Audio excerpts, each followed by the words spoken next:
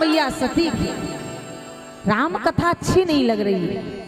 पति ने परित्याग कर दिया, बोले बाबा ने त्याग कर दिया। सती मैया ने उसी समय देखा कि आकाश से विमान उड़ रहे हैं। माता सती ने पूछ दिया, प्रभु सुबह से देख रही हूँ बहुत विमान उड़ रहे हैं, कैलाश के ऊपर से कहाँ जा रहे हैं?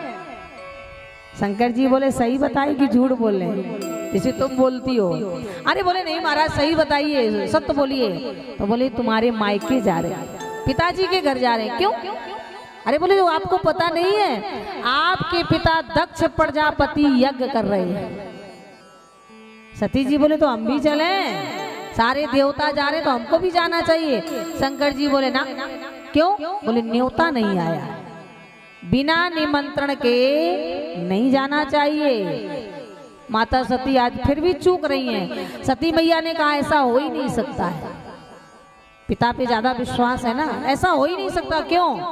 भला मैं घर की सबसे बड़ी बेटी और मेरे पिताजी यज्ञ करें और घर की बेटी बहन को ना बुलावे, ऐसा हो ही नहीं सकता है।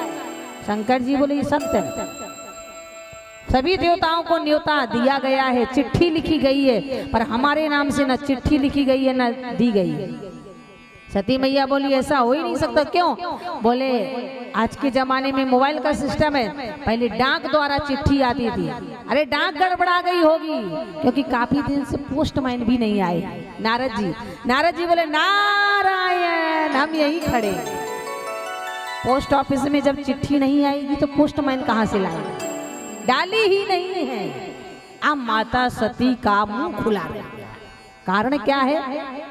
सबसे बड़ी बेटी हूं, याद रखना तुम्हारे घर में कोई भी धार्मिक कार्य हो रहा है, अगर आपने अपनी बहन बेटी नहीं बुलाई, भांजा भांजी नहीं बुलाया, कार्य होगा। पर महाराज कहते हैं जब घर की बेटी बैठी रहे, भांजा ना आवे, भला वो कार्य में रौनक नहीं आएगी, आनंद नहीं आएगा। इसलिए याद रखना, छोटा सा भी कार्य रखना और अपने बहन बहनोई, भांजा भांजी, बेटी दामाद जरूर बुलाना चाहिए। और मैं तो कहती हूँ रिश्ते परिवार कुटुंब को बुलाना चाहिए, क्योंकि आनंद तभी आता है जब 10 लोग बैठते हैं। अकेले तो हम एक कमरे में भी कथा सुन सकते हैं, पर जब तक हमारा रिश्तेदार नहीं आएगा, व्यवहारी नहीं आएगा, कुटुंब नहीं आएंगे, हमारे पड़ोसी नहीं आएंगे, तब तक आनंद बरसने वाला नहीं है। दक्ष प्रजापति की बिटिया माता सती ने भोले बाबा से पूछ दिया कारण क्या? कारण क्या है कि हमारे पिताजी ने आपको न्योता नहीं दिया, मुझे न्योता नहीं दिया?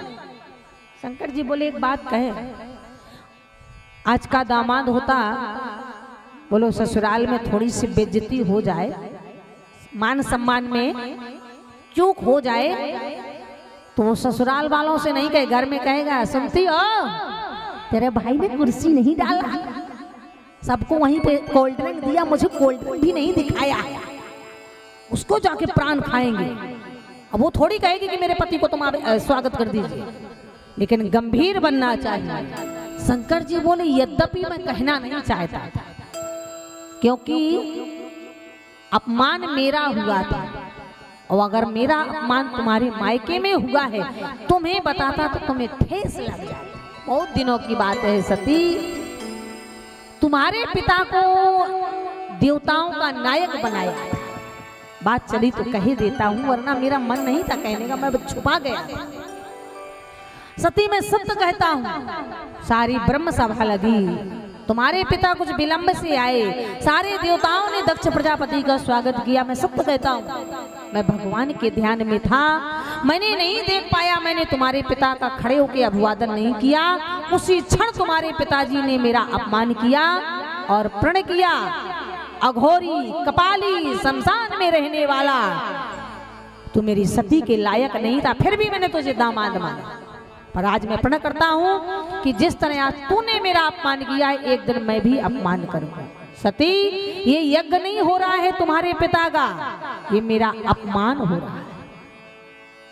इसलिए तहां गए कल्याण, यद्यपि जग दारुण दुख नाना, लेकिन सबसे कठिन जाति पूरा विश्व जा रहा है और घर के दामाद को निमंत्रण ना आए तो क्या उस बिटिया को बिना बुलाए जाना चाहिए? सती जी बोले वैसी तो नहीं जाती, अब जरूर जाओ। शंकर जी बोले आप काहे जाएगी? सती जी बोले यहाँ कौन बड़ा सुख मिल रहा है, तुम भी तो त्याग दिए। बोलिए तुम भी तो त्याग दिए हो। और जब पति ने यहाँ त्याग दिया है तो कम से कम पिता के यहाँ कुछ दिन चली जाऊं।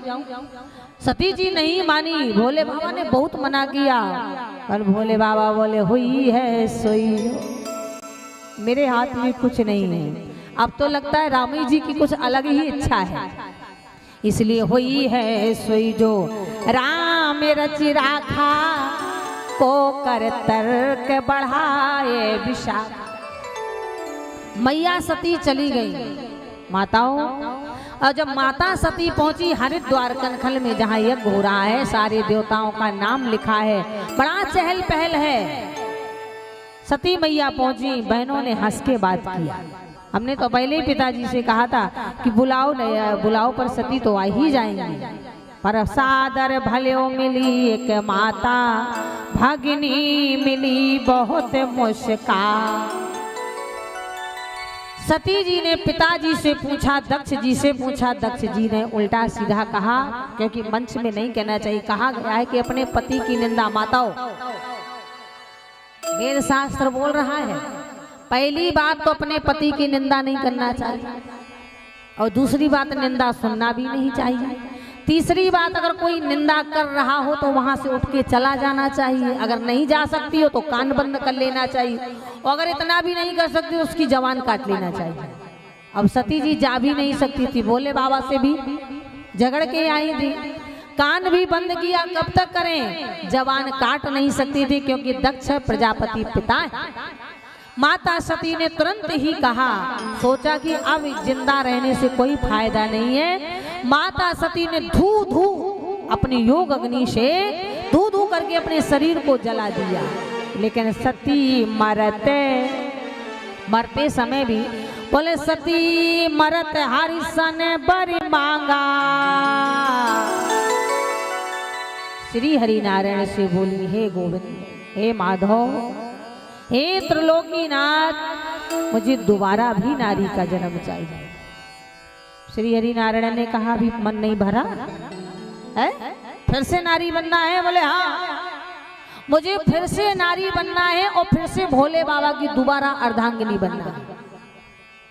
और बोले लेकिन पिता दक्ष जैसा नहीं चाहिए, पति तो भोले बाबा चाहिए, लेकिन पिता दक्ष जैसा नहीं चाहिए। बोले कैसा चाहिए? पर्वतों के राजा हिमांचल जैसा चाहिए। सती मरत हरिशन बन मांगा, जन्म जन्म स्यो पदे अनुराग।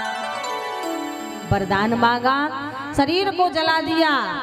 गणों ने जाके भोले बाबा को बताया, वीरभद्र नाम का गण आया, सारी यज्ञ को विध्वंस कर दिया। और जब सारी यज्ञ का विध्वंस हो गया, देवताओं में हाहाकार मच गया। तुरंत सारे देवता कैलाश पहुंचे और भोले बाबा से प्रार्थना कर रहे हैं महाराज, और भोले बाबा से हाथ जोड़ के कह रहे हैं महाराज कि बहे गंगा की धार, गले सर्पों की हार, महादेवा नाथ कैसे करूं तेरी सेवा।